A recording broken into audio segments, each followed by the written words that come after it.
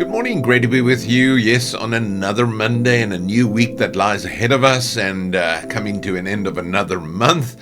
Just amazing to see how the days and months are flying by. Yes, you are with George at Growth Point, growing as you're going through life, and it's just great to be able to share with you once more today as we start off a new talk for this month. Opening closed doors. Now, we need to learn how to open certain closed doors. Now, there are doors that God will shut on you, and there are doors that God will open for you, but we need the discernment of Holy Spirit to do that. Now, I want to speak to you about two particular people throughout the following week, and that is King Balak and the prophet Balaam.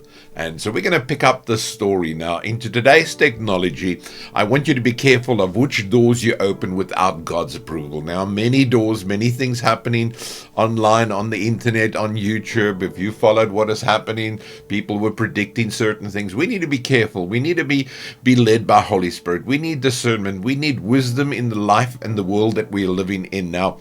There is a story found in the book of Numbers of King Balak, who became afraid of Israel, who were passing through his land, and called on Balaam, a diviner, to speak a curse over Israel. Now, I want you to go and read that story. It's found in Numbers 22. Now, Balaam was not a prophet of God, but a prophet of foreign gods. We got to learn that as you read into that story. Sometimes you think he's God's prophet. No, he wasn't God's prophet. He was a Gentile. He was a foreign. He worshipped foreign gods, and he was an idol worshiper whom God used as a mouthpiece. Now, that is very interesting as you look at that.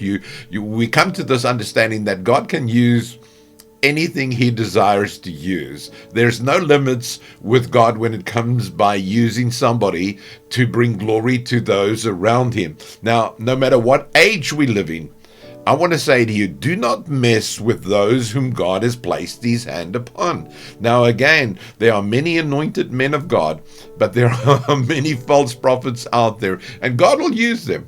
God will use them to bring glory to himself. Now, again, listen to the instruction that was given to Balaam. God's instructions to Balaam was in Numbers 22 verse 20. He says, if men come to call you. Notice that the men came to him, Balaam, and said, this is what the king wants you to do, and they stay over, but God comes to him and says, if they come to call you, yes, they are here present, but they must come and acknowledge you and call you. Balaam did not wait for that. If you read into that story, you will find he didn't wait for them to come and call him. Instead, Balaam went and told them, let's go. So Balaam rose in the morning and went with them. Now, Balaam was so blinded by the offer of the king made, he did not wait for them to call him as God's instructed, but on his own account went to them. When seeking instructions from God, it is important to wait on God before you move into that which you have planned, because God sometimes has a different plan to that of yours. Now Balaam, in his rush, had to be rebuked by his own donkey, who saved his life from refusing to move.